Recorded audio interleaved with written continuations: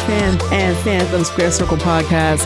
Welcome back to a brand new episode. I am your host, Marie Shadows, and we're going to continue from where we left off. This is Wrestle Kingdom 16 Night 2 Wrestling Review for the Square Circle podcast. I would usually drop some house notes, but I just want to get right into my review. And then at the end, I really hope you stay at the end, and I'll give you those house notes. So here we go. Wrestle Kingdom 16 starts with a pre-show. We have a 6-man tag, which we have Gato, Jado, and Fale teaming up to take on Nagata, Makabe, and Honma. The only highlight of this match is that we get a huge headbutt dive on Gato, and Honma goes over to cover Gato and gets the 1, 2, 3.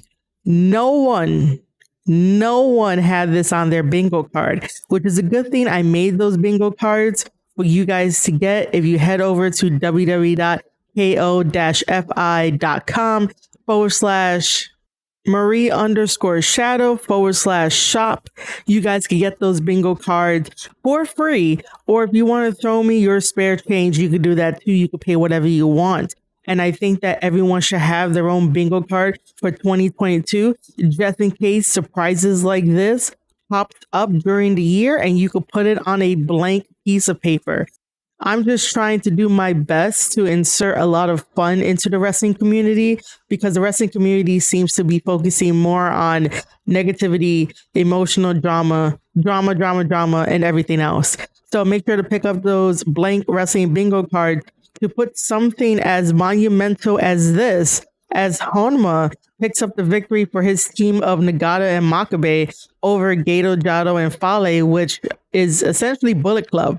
The good guys have a victory over Bullet Club, over Gato to be specific, and to have that on your bingo card is kind of interesting. The next pre-show match, we get another 6-man tag. Tenzan teaming up with Master Wato and Kojima, taking on El Desperado, Taka Michinoku, and Kanemaru. Again, the only highlight of this match is that Master Wato taps out El Desperado, who is the current IWGP Junior Heavyweight Champion. Now, night 1, we saw him take on Hiromu in a very amazing battle. A very hard-fought victory to keep that championship title, but he's definitely banged up, and Master Wato took advantage of it by doing a submission that he learned from Tenzan and Makabe as he continues to train with them. And when I say him, I mean Master Wato. Master Wato put Despy in a submission in order for Desperado to tap out. Again, no one had that on their bingo card. We are so used to seeing Master Wato being the one that gets the loss in matches like this, or just in certain singles matches, but he has been progressing ever since they gave him the Master Wato gimmick, which basically just means that he's Master Water. That's why he wears all blue and everything. He has come a long way. He has improved. And getting a victory over a champion in New Japan Pro Wrestling means a lot. So eventually we are going to get Master Wato versus El Desperado sometime down the line. And again, pick up those free wrestling bingo cards of 2022 and fill in the blanks. You never know what's going to be happening in 2022 with wrestling. Wrestling changes at a dime's notice. So basically, you can get it for free over at the Ko-fi shop, or you can throw me your spare change and get it like that too. Anything helps. Everything is encouraged. Our final third match for the pre-show, I think this was still on the pre-show, because it's definitely not one of the ones advertised. So we have another 6-man trios match. We have Bushi teaming up with Shingo and Hiromu versus Taichi, Zach Zaba Jr., and Doki. I do not have much notes for this. I do know that it was an okay match back and forth. We got a little bit of Hiromu versus Zach Zaba Jr., and I never noticed that I needed that in my life. I need them to have a series of matches. Hiromu is so good all around. He's such a good wrestler. He just ends up getting the short end of the stick sometimes, but he's very capable in doing what the company asks of him, and he does it to the T and even goes beyond that. He's such a delight to watch in the ring and such a treat that the technical skills of Zach Zaba Jr. mixed in with Hiromu's own crazy style definitely makes me want to kind of push for a series to happen between these guys. It was really nice to see the transitions in the ring going from one submission to another submission to another submission. And I pointed this out last time on one of my other podcast episodes that Zach Zaba Jr. was trained by a very highly skilled wrestler and always told him as for advice, make sure to keep switching up your moves, your holds, because the moment that you allow the wrestler to understand that one rest hold that you have them in, they could get out of that. They could counter it. Make sure you keep them on their toes as much as you're on your own toes to keep switching and having them think of how am I going to get out of this? And eventually you'll kind of overpower them per se, because the more that you switch up your attack and your style and your submission holds, the more that they'll get discouraged and eventually tap out, because eventually it's going to hurt. You're going to have your opponent exhaust themselves way faster than you exhausting yourself by switching to different moves to get the upper hand, if that makes sense. Then we get Doki taking out LIJ and the Young Lions. And then finally, to close out the 6-man tag, we have Shingo doing the Last of the Dragon on Doki. Shingo getting the 1, 2, 3, picking up the victory for himself, Bushi, and Hiromu.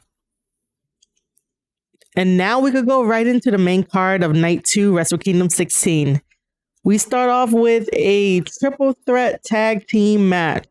Robbie and Tiger Mask put up their championship titles, which is the IWGP World Tag Team Championships, against El Phantasmo and Taiji representing Bullet Club. And then Taguchi and Rocky representing themselves as the Mega Coaches. This was a fun match, a nice tag team match. We start off with some hip attacks by the Mega Coaches, and they start taking control of the match early on.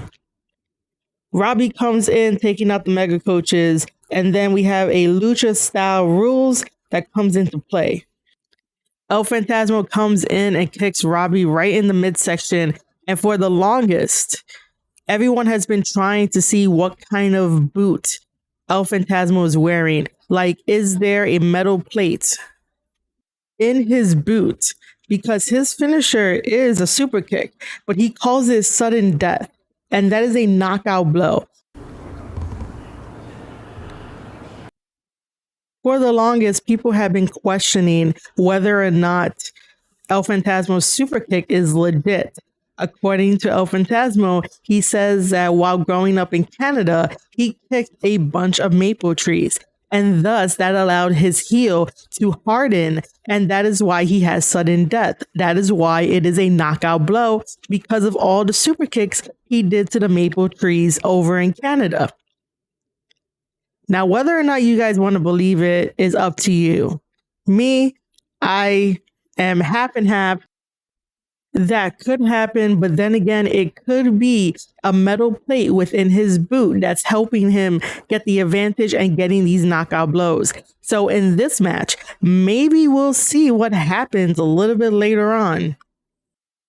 While Robbie Eagles is recovering from that midsection kick from El Phantasmo then does back rakes to Robbie Eagle. It's a running thing between El Phantasmo and Taiji to do back rakes to their opponents. Then someone does a hurricanrana to El Phantasmo from the ropes, and Robbie Eagle goes and does a suicide dive through the ropes, getting everybody. Then we have body splashes from the Mega Coaches because you can't count them out just yet. Back into the ring, we get a tiger suplex to El Phantasmo and then followed up by a tiger driver. There's a cover, but Taiji comes to the rescue. Taguchi comes in and does Black Hole Vacation to Robbie, goes for a cover, but this is broken up by El Phantasmo. We get double hurricanranas, and then while El Phantasmo is down, everyone goes and attacks El Phantasmo. They hold him, and Robbie Eagles is the one that takes off his boot. And as he is inspecting his boot, he finds a metal plate, which basically explains why and how he always gets sudden death to be such a devastating blow to everyone on the roster. And the referee is shocked. The fans are shocked, even though the fans really can't say much because of COVID protocols. But we finally found the answer to the $1 million question of, is El Phantasmo boot loaded? That's what Kevin Kelly says all the time. And we actually found the answer. That metal plate has been in El Phantasmo's boot. So, as per directive of the referee eliminates El Phantasmo and Taiji from this tag team match. And so now this becomes a regular standard tag team match for those tag team championships. So once El Phantasmo and Taiji get eliminated, we have the Rob Miller special that Robbie does. And Robbie goes and taps out Rocky Romero of the Mega Coaches. That submission win allows Robbie Eagles and Tiger Mask to remain as IWGP World Tag Team Champions for this match. Next on the card, we have Stardom. This is an amazing progression of Japanese wrestling. In Japan, as you know, it's not as casual as it is here in the United States when it comes to men and women wrestling. In Japan, it is by tradition that men wrestle with the men and women wrestle with the women, and they have their own promotions, which is totally fine. No one needs to go and try to make demands for having New Japan Pro Wrestling include women in their stuff. It's okay that it is separated because the women in Stardom get to shine, really, really shine. The wrestlers in New Japan Pro Wrestling, they will overshine the women, but this is progress that we have a Stardom match on the main card at a Wrestle Kingdom event. The first time that they did this was the previous year. They were on the pre-show, which was fine because at least that was a step in the right direction. This time around, it's an even greater step and even a greater achievement to celebrate because they're on the main card. I do not think that New Japan Pro Wrestling should integrate women wrestlers on their roster, just on the fact of these women are amazing by themselves. And I would never want anything to be compromised over in Japan if any sexual harassment happens, sexual abuse happens, misunderstandings. Like, it's okay if they are separated. Here in the United States, we want to make sure that everyone is treated on an equal playing field and women can do just as much as the men can do, which is totally fine. We have two different thought patterns on what it means to include women's wrestling in the men's field. But as for Japan, just leave it the way it is. Don't fix it if it's not broken. We are already accustomed to having women around in the wrestling business no matter what. And they are great helpers and athletes, and they deserve their moment to shine as well. If anyone out there are Star Trek fans like I am, just believe in the Prime Directive. That's all I'm saying. Believe in the Prime Directive between two different countries with two different ideologies of what it means to have pro wrestling. Okay, so this Stardom match is a tag team match, and I'm not really up to date with Stardom. If you guys want more information about Stardom, you can visit a good friend of mine. Follow her at Hey Karen Sensei. She writes for Post Wrestling. She covers a lot of Stardom news and matches. So her knowledge is way better than me. And the last couple of times I was on Thomas Island, I gave her credit where I said I basically learned from her. But yes, go learn from her. She knows a lot more. I'm going to try my best to just do the best that I can. I am very happy that Stardom got to be on the main card. That's one thing. So in this match, we have Saya and Tam taking on Mayu and Starlight Kid. Apologies if I can't pronounce like all of their names right. I will get it right one day. And it was a beautiful match from start to finish. It was so smooth. It looked way better than some of the stuff that you see in the States. That's because these women train 24/7 together. They are in the same dojo together. They are eating together at the table. They are being friends. And that's not to say that over here in the States, it's not really done.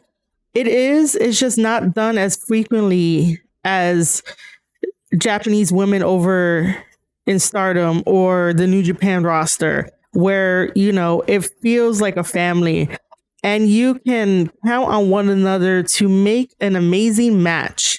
Like, I knew nothing of these women going in, but watching the spectacle of what Joshi wrestling is really fun, is really lighthearted, and these women don't miss a beat. Everything is smooth in transition. Everything looks right. Everything feels right. You're kind of rooting for like your favorite person. And their character work, they're so colorful, which I like. Sometimes here in the States, if you're working on a character, you might just look like a cutout board of something that's already been done, or you don't have enough colors, or you come out to the ring and it's very bland and I'm like, I'm not going to remember you. But these four ladies in this Stardom match, I remember them. They're super colorful. And sometimes I think that if you want to succeed in the wrestling business, you do have to look outside your bubble in order to become that amazing. Not saying to just be an entertainer and forget about the wrestling aspect. Add some color to your wrestling. Add some color to your workouts. Add some color to your promos. And I'm not talking about blading. That's not what I mean when I say color. Add some like bright pastels or something to be remembered by, because personality helps in addition to the athletic ability that you have to get yourself over. And all these women got themselves over for me to be a fan, and looking forward to one day covering Stardom on here and to one day see more Stardom matches for really special events that New Japan Pro Wrestling puts on. So I am super happy that they got a spotlight on the main card and not on the pre-show like the previous year. So there is progress. The new president of New Japan Pro Wrestling is all in the business of dreams, all in the business of creating dream matches and listening to the fans. He's very good at listening to the fans. He really is. His Twitter game is on point too, which I like. I like the engagement that he does. So I trust him enough to guide New Japan in the right direction, make all these deals, have all these dream matches, and invite Stardom back to New Japan Pro Wrestling. Next, we have the King of Pro Wrestling 2022 match. So in night one, we had a bunch of guys in there. I think it was up to like 20 guys. And we got down to the last four. And this is the official match to crown the new King of Pro Wrestling trophy holder. For those of you that are new to the Square Circle podcast, let me introduce to you the backstory of the King of Pro Wrestling trophy. So back at New Japan Pro Wrestling's summer struggle of 2020, so this is roughly around July, Okada decided to talk with management to create something new for the wrestlers to do other than going after championship titles. So he created a trophy called the King of Pro Wrestling. He didn't want championship titles. He just wanted a trophy, and it would be contested under rules that the fans could vote for. And sometimes these rules can get very wacky, very weird. And so far, the main holder has been Yano since 2020 until he lost it to Chase Owens of Bullet Club in 2021, only for Yano to get it back September 2021, and then it got switched again at this year's King of Pro Wrestling for Wrestle Kingdom. So it's basically a trophy to prove that you are the King of Pro Wrestling. It's a very wacky, fun little gimmick that lets wrestlers do what they want and show off their creativity and the stories that they can come about with it. And so the last 4 people in this match is Sema, Murder Grandpa, which is Minoru Suzuki, Chase Owens, and Yano. It was a very interesting fatal 4-way, a lot going on in this match. Chase Owens finally got to be in the ring with Murder Grandpa after talking shit and then taking it back, like almost everyone does. I don't think Murder Grandpa is that mean. He is sort of intimidating, but I don't think he's that mean. So we get up to Suzuki fighting against Yano, and he does the Gotch style power driver to Yano, picks up the victory, and we have a new King of Pro Wrestling trophy holder for 2022, which is Minoru Suzuki. And this changes everything, because you as a wrestler and you as a fan, you really need to question who is going to step up to Suzuki.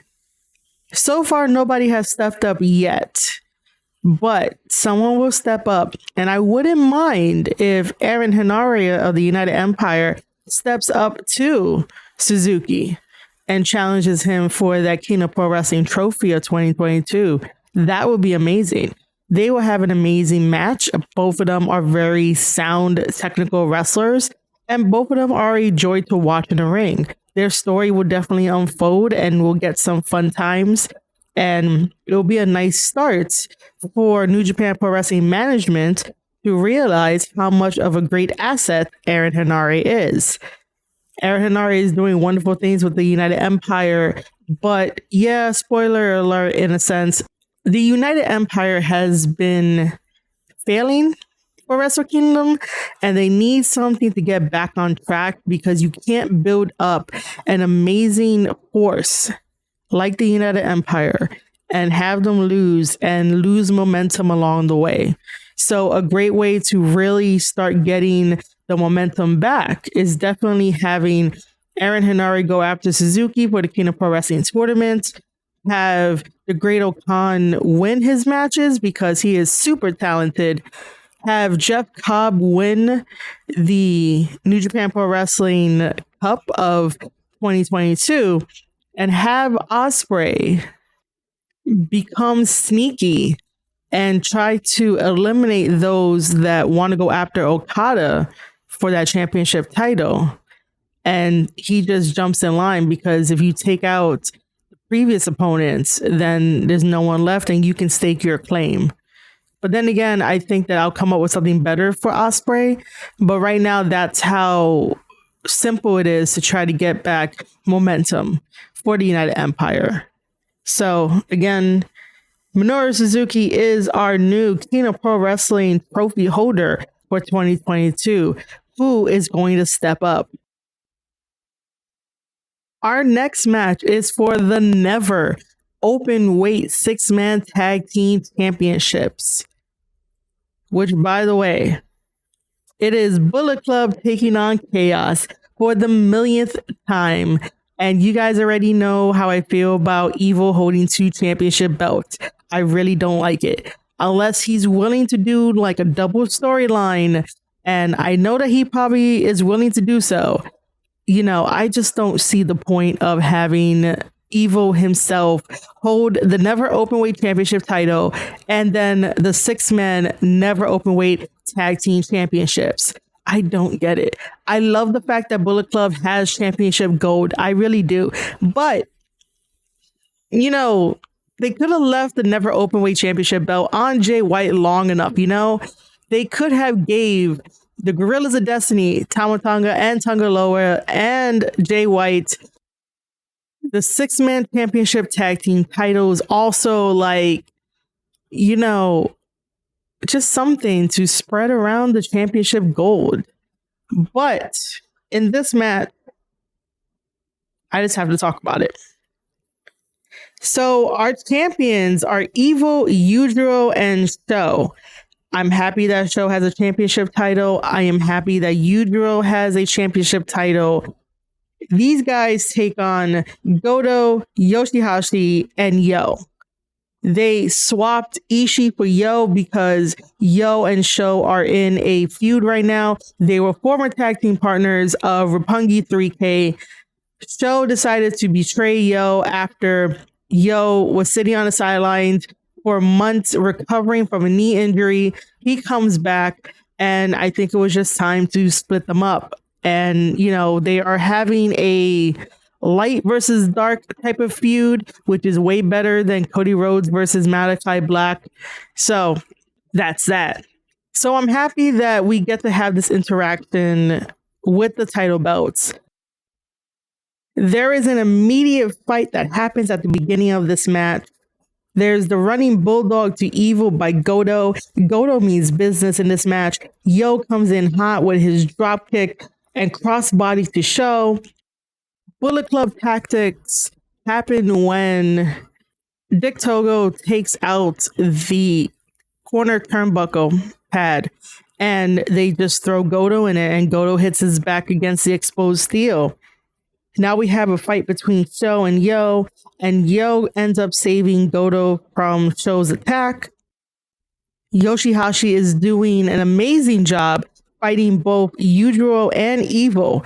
That doesn't happen often. Sometimes Bullet Club has the numbers so bad that they do beat down their opponents, and they've been in this war with Chaos for years. It's like they've been enemies, sworn enemies, like their ancestors were enemies for 1,000,000 years. This is how Bullet Club and Chaos has always been playing out in New Japan Pro Wrestling.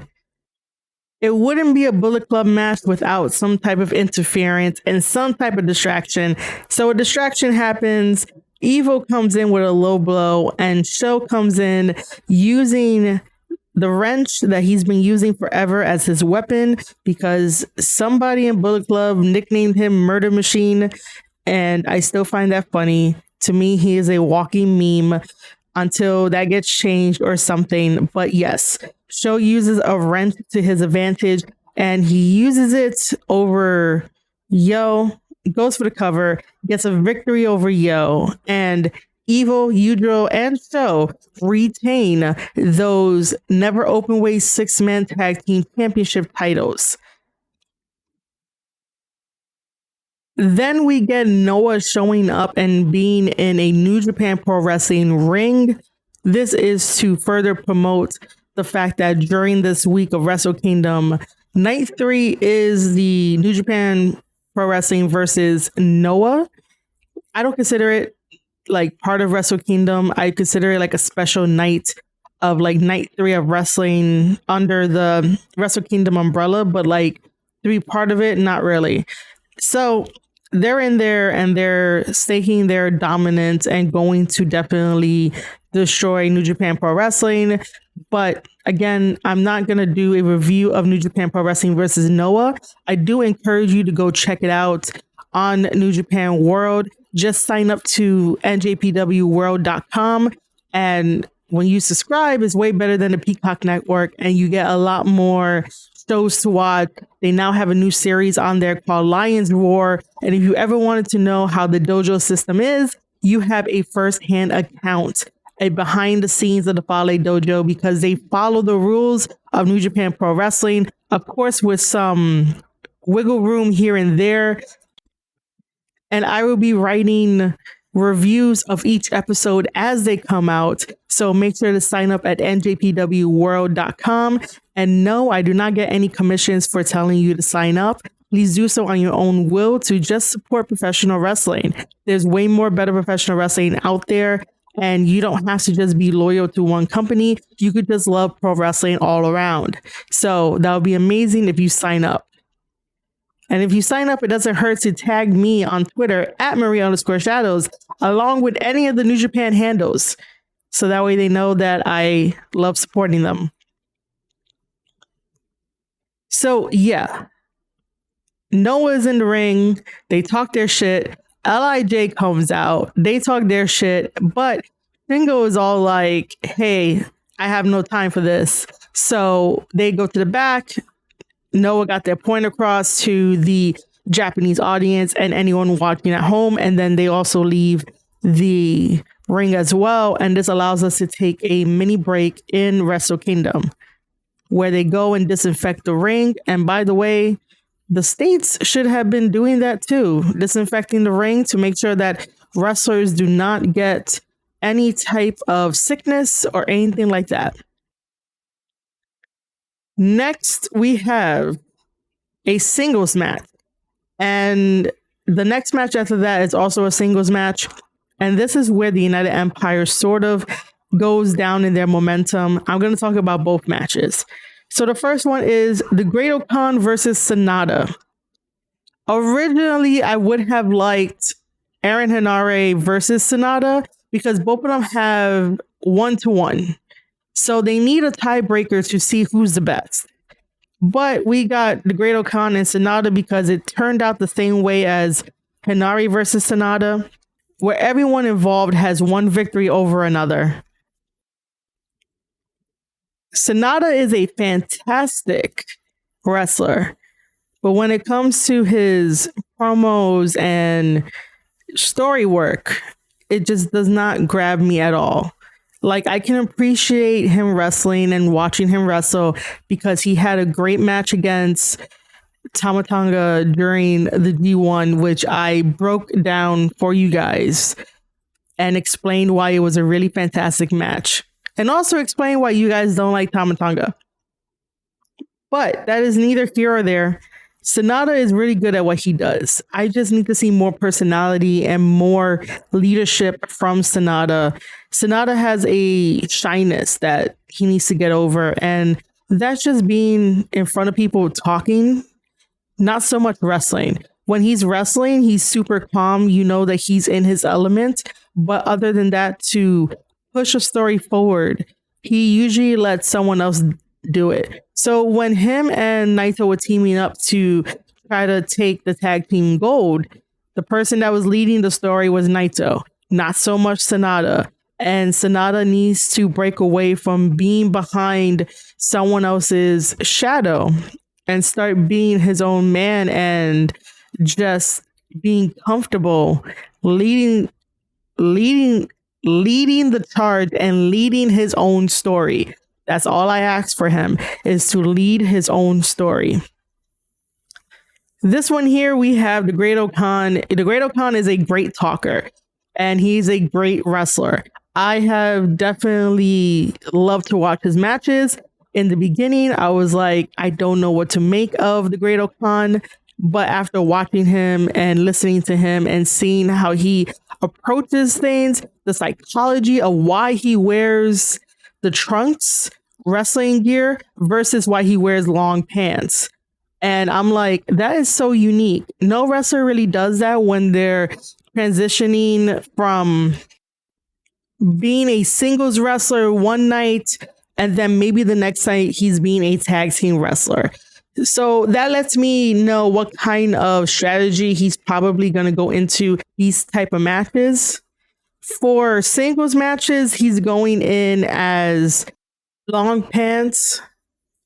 And when he's going in as a tag team, he has the short black trunks with the black knee pads and the black boots. And that's what he does. He switches between the matches, and that makes him unique. So in this match, we start off with chain wrestling. There's a dropkick by Sanada. Sanada has a very good dropkick. And then both men go to the outside. When they come back in, a waistlock takedown, a cover, and then a kick out. The Great Khan starts with his Mongolian chops to Sanada. There's a couple blocks there. There's a plancha to the outside from Sanada to the Great Khan. The Great Khan surprises a lot of people in this match because as Sanada is outside and the Great Khan is inside the ring, we sort of move a little bit in time in this match while I'm explaining this one cool thing that he does. So nobody saw the Great Khan ever do any type of high-flying moves. He's always been the type of wrestler to keep it in the middle of the ring, be technical, and make sure that the wrestler knows that they are a peasant in the eyes of the Great Khan and the United Empire. And so he is teased by Sanada to try doing a high-flying move. Hinare is on the outside, being the best buddy of the United Empire and letting the Great Khan know, don't do it, it'll be a mistake, because the Great Khan does not take those high-risk maneuvers. And so the crowd is getting into it, they're stomping, they're clapping along, and they encourage the Great Khan to do something. The Great Khan does a cross body onto Sanada. It connects, and it definitely caught everybody by surprise.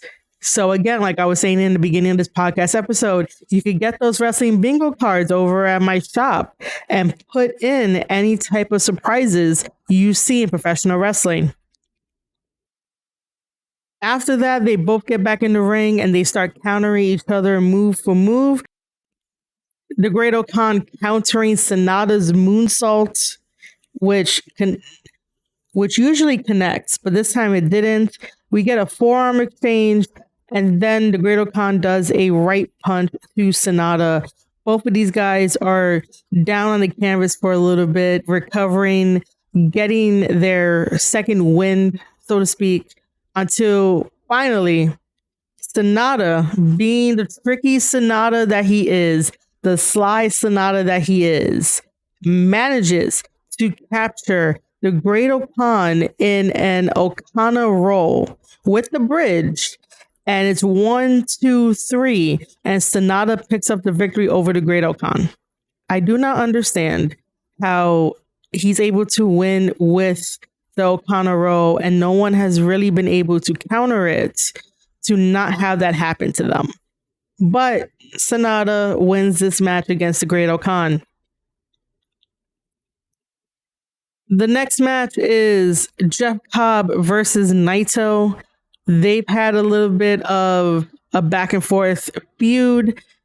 Jeff Cobb has definitely been dominating in New Japan Pro Wrestling, and he is really great at what he does. This is why all of his momentum, while Will Ospreay was over here in the United States saying he was the real IWGP champion, and Jeff Cobb basically carrying the United Empire along with Hinare and the Great Khan. Like, he's the reason why I would want him to win the New Japan Cup. All the hard work and sacrifices that he's done. Not to take anything away from Will Ospreay, but Will Ospreay could have proven himself in the G1, even though he was making stars over here and recruiting over here. But still, if you want to really say that you are the real IWGP champion, you go and prove it in the G1.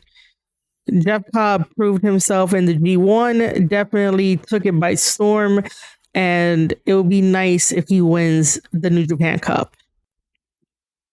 Jeff Cobb quickly attacks Naito at the beginning of this match, landing in some huge strikes until Naito can do a dropkick to create some distance from Jeff Cobb and himself to recover.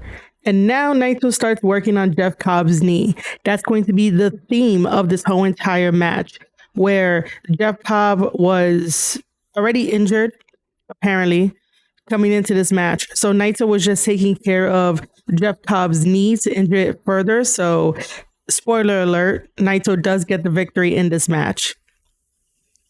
Naito himself has 2 bad knees as well, so wrestlers could definitely take advantage of that one. Naito comes in fight mode, pushing the referee aside and just really attacking Jeff Cobb. He does a baseball slide to Jeff Cobb, Again, working on that knee. Hobb manages to do a suplex and then ram Naito's back into the ring post twice. Then another suplex to the floor. Hobb is then able to drive his knee into the back of Naito. Some huge throws from Hobb to Naito. A short drop kick. Combinations. And Naito doing an Indian deathlock to Jeff Cobb to further injure that knee. Jeff Cobb manages to get to the rope to cause a rope break. At this point, Jeff Cobb is damaged. His knee is killing him. He somehow broke his nose where blood is coming out. And Naito comes in and does Esperana on Jeff Cobb. Then they manage to fight to the corner of the ring where Jeff Cobb delivers a huge top rope powerbomb to Naito. Jeff Cobb goes over, makes the cover, and Naito kicks out. Naito manages to do a submission to Jeff Cobb, again working on the knee, now focusing on the calf, because again, if you are a big guy like Jeff Cobb, you take out the legs and they will not have a base to do most of their moves. But as we've seen throughout Jeff Cobb's career, he's no ordinary man. He's no ordinary wrestler. He's no ordinary athlete. This guy will definitely eat all of the power moves and the sly, sneaky moves that another wrestler would do to his knees and legs in order to try to get the one up. But Jeff Cobb is resilient and Jeff Cobb is a monster. Jeff Cobb manages to do a German suplex to Naito. Then we have some elbow strikes, some kicks, a clothesline. Naito then does Valencia to Cobb and follows it up with Destino to Jeff Cobb. Unfortunately, Jeff Cobb does not kick out of this one. Naito does win, goes for the cover. 1, 2, 3. Naito wins against Jeff Cobb at Wrestle Kingdom 16. Next, we have a no DQ match. New Japan Pro Wrestling does not do no DQs or hardcore matches very often. So this is a very rare treat for American fans and also Japanese fans. In America, we're so used to having hardcore matches, now death matches. And so New Japan Pro Wrestling managed to do a no DQ because this is what Kenta wanted in order for Tanahashi to face him for the IWGP United States Championship title. This was not a wrestling match. This was definitely a fight from start to finish. And the way this led up to it was a series of events on the road to Wrestle Kingdom. Kenta would definitely introduce some sort. Kenta will definitely introduce some sort of weapon. His weapon of choice would be the kendo stick. I wonder if this is his new love, Kendo-chan. I don't know. Just asking questions here. If you guys don't know, when he was fighting Yoshihashi not too long ago, he stole Yoshihashi's bow staff and named it Bo-chan and started doing these romantic little skits on Twitter about it and, you know, saying that how can Yoshihashi have the bow staff and mistreating the bow staff, and the bow staff was happy that it got taken away and kidnapped and Kenta is there. It was nice and goofy. It was lighthearted. It was fun. It showed a different personality side to Kenta. But in the end, Yoshihashi managed to get his bow staff back. And that is when, obviously, Kenta and Bo-chan are no longer. So do not ask Kenta about Bo-chan because he will not answer you at all. But the day that I get to hang out with him or meet him, I'm definitely going to ask him about Bo-chan because why not, right? That love story was way better than Twilight, way better than anything else. Like, I was enthralled in the fact that he loved an object that could definitely kick your ass. So back to this match. They both start off, meaning Kenta and Tanahashi, start off with a kendo fight. Tanahashi manages to break Kenta's kendo stick first and then hits him repeatedly. Kenta uses the United States belt to create some type of distance between the two. And then Kenta picks up the kendo stick and starts beating the shit out of Tanahashi.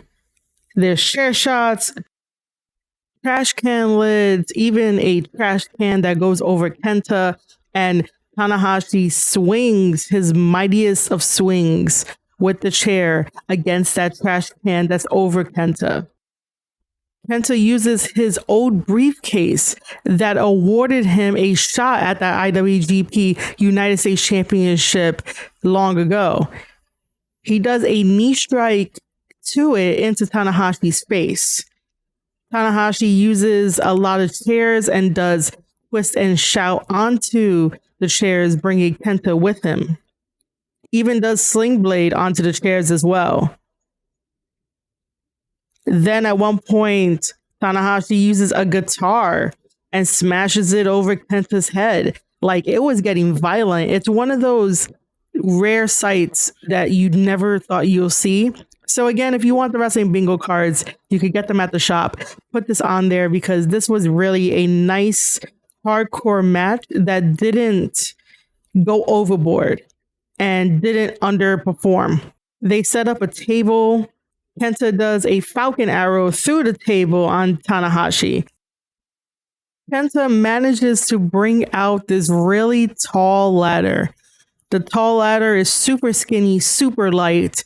It's probably made of aluminum. It doesn't weigh much. You could definitely see it if you watch the match. The only difference is that you have to assemble this ladder. So imagine going to IKEA, being like, hey, I want to buy a ladder. And they say, yes, here you go. And then when you get home, you have to assemble it.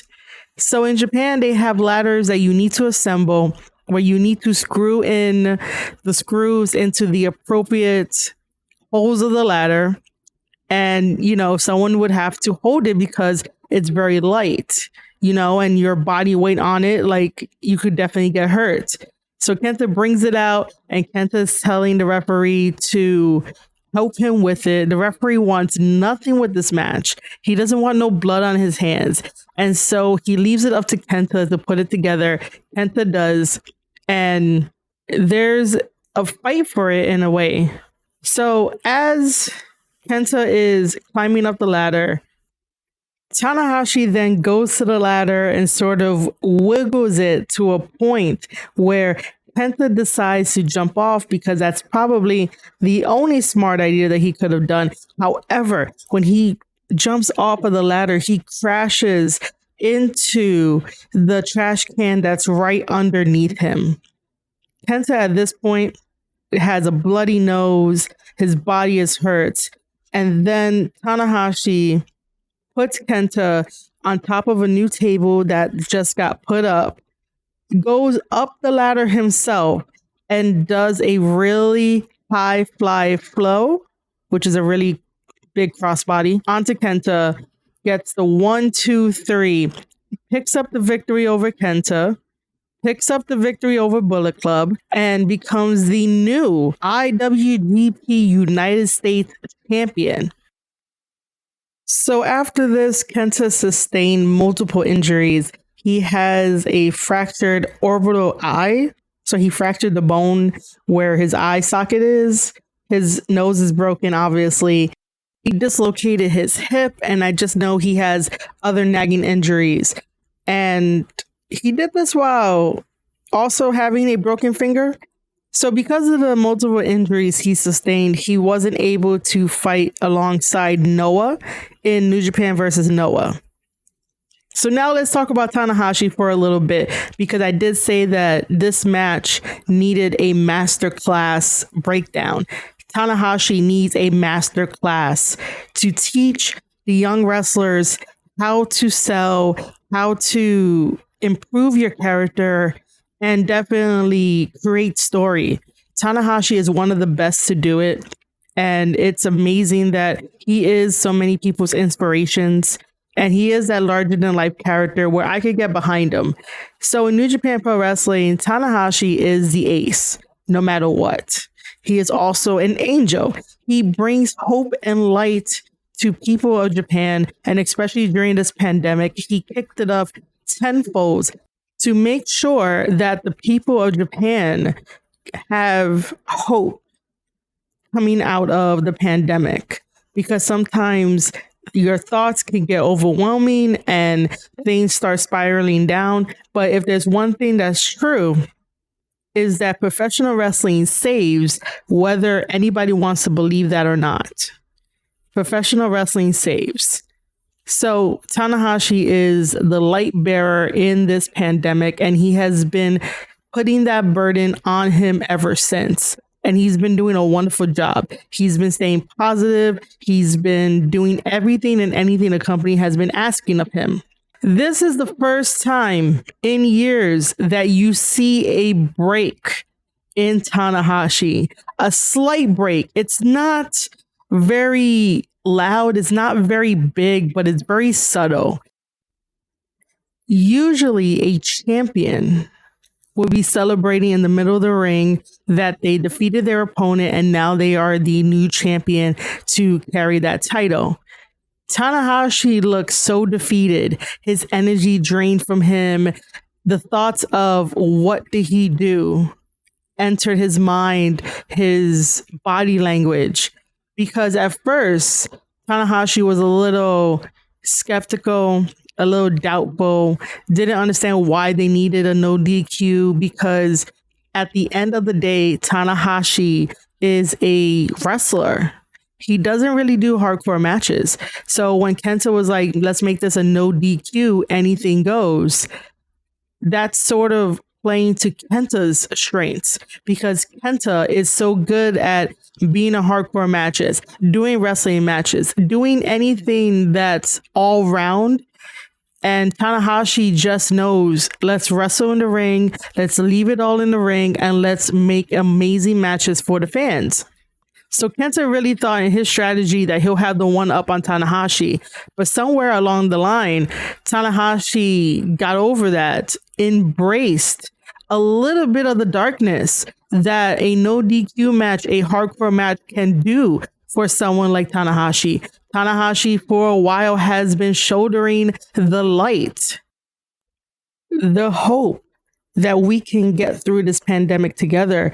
And so during his backstage comments, the reporters probably asked him how he felt. And he said that he feels no emotion right now.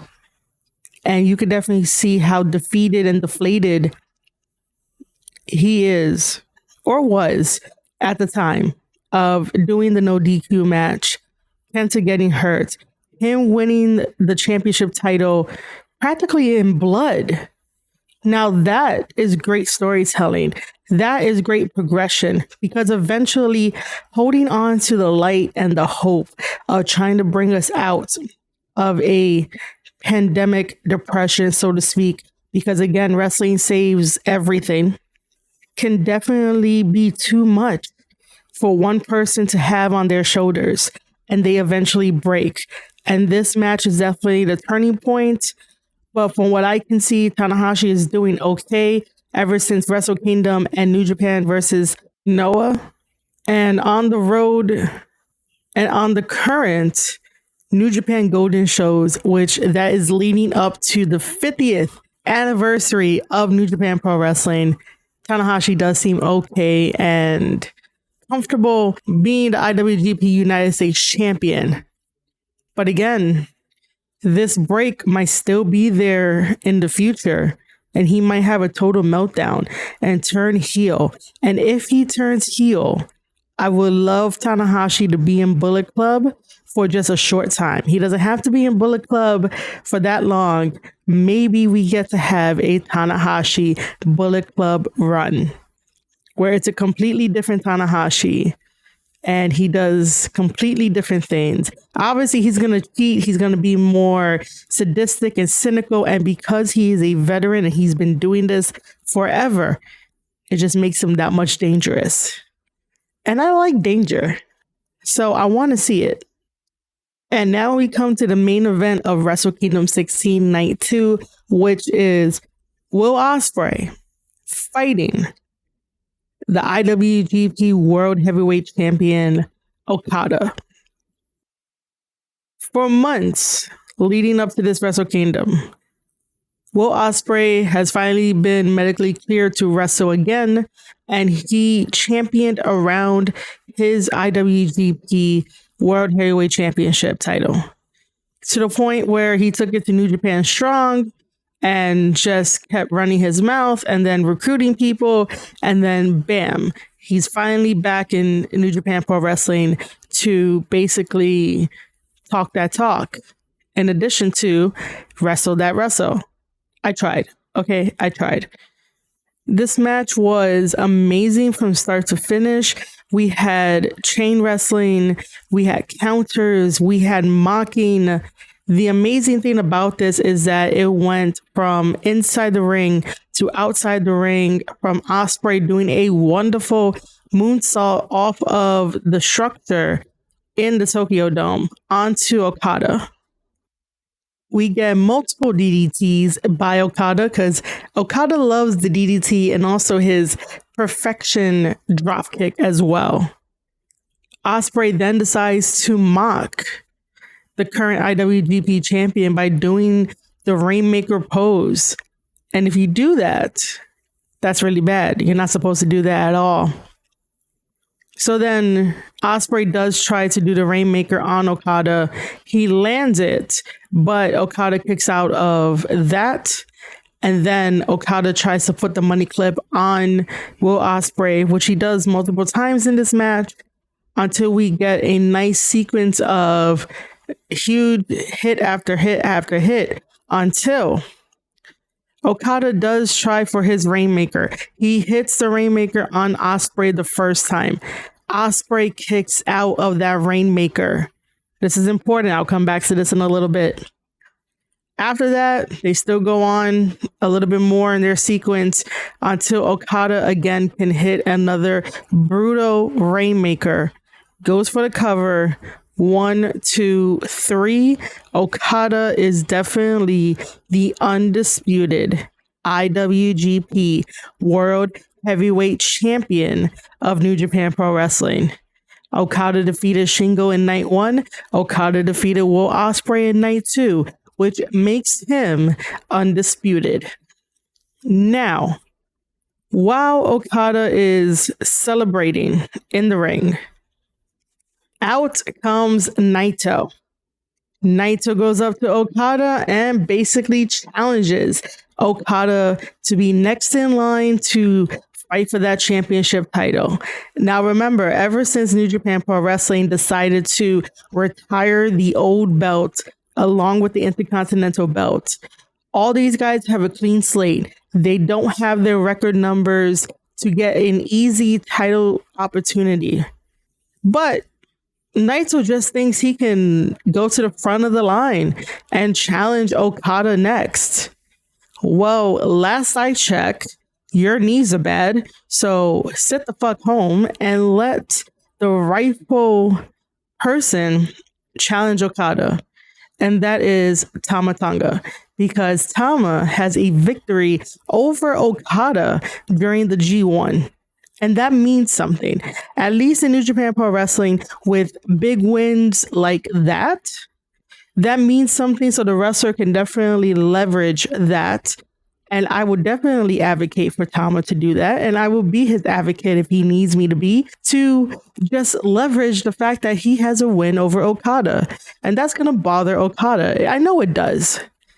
Even though Okada got the victory over him during Power Struggle, it doesn't erase history that Tama finally got a victory over their golden boy, Okada. So, Naito, sit your ass home, because you had to sit out the rest of the G1 by messing up your knee, and Tama took the reins and got his victory over Okada. So, Tama is next in line, and he's number one contender for that championship title. Currently, Tama, Loa are in the States, and they are at the Impact tapings along with Jay White, Chris Bay, and Hikuleo. Bullet Club is like family, and the family is all over Impact Wrestling. But that does not mean Tama will stay here and not get his championship title that he so rightfully deserves. Sometime in 2022, if not 2022, 2023, Tama will become champion. It's only a matter of time. But yeah, Naito, sit your ass home. Tama's next in line, not you. Either way, Okada accepts Naito's challenge, and they are going to be doing this one-on-one at the 50th anniversary of New Japan Pro Wrestling next month. But other than that, this isn't a spoiler. This is going to be fact. Naito is going to lose to Okada, and then Okada is going to be challenged by Tama Tonga because he is next in line. All right, guys, I hope you enjoyed the review for Wrestle Kingdom 16 Night 2. It was amazing to do. And I want to say thank you to everyone who has been listening around the world and even in the United States. And let's keep it going. Please make sure to tell a friend about the Square Circle podcast and about the host, yours truly, the storyteller Marie Shadows. I love what I do. This isn't a gimmick. I love talking about professional wrestling, giving different type of perspectives, and maybe the bigger picture on some stuff, and then fantasy booking for whatever I see possible. And then try to give you guys unique ideas for how to improve wrestlers' characters, promos, the whole works of what it means to be a fan of professional wrestling and what it means to be watching professional wrestling. I do these because I love them. Now, here are some quick housekeeping notes that I should have said in the beginning, but I wanted to get this all done.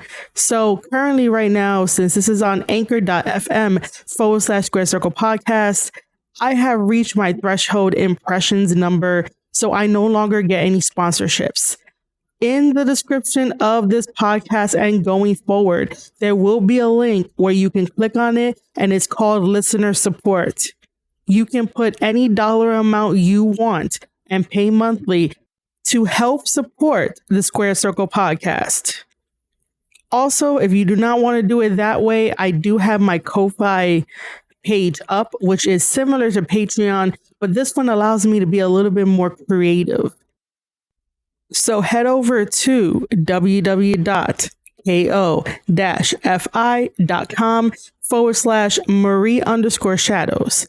There, you can either give me a one-time hug of $3 or pick a membership that suits your wallet, or buy from my shop those wrestling bingo cards, or hire me for commission. Yes, that's right. I'm also doing freelance work. If you need me to write a wrestling article for you, please reach out, give me the details, and let's talk about it. We could definitely do it through email or Twitter. If you are not following my Twitter, please make sure to do so at Marie_Shadows, where we could talk about wrestling, we could talk about business, we could talk about whatever. I'm just asking a little bit of more help because I no longer have those sponsorships, and Anchor is not going to give me any more sponsorships anytime soon. So listener support will be in the description. Head over to my Ko-Fi page. Make sure to follow me on Twitter. Make sure to follow me on Spreaker as well, because I have joined the Rad Rob Radio Network, and he was a pleasure to talk to about all things wrestling, even the Royal Rumble, and I was on his show last night. So when that episode comes about, make sure to listen to it. Give me some feedback if you want to. But yeah, let's all enjoy wrestling. Let's all help each other out, and let's all help each other succeed.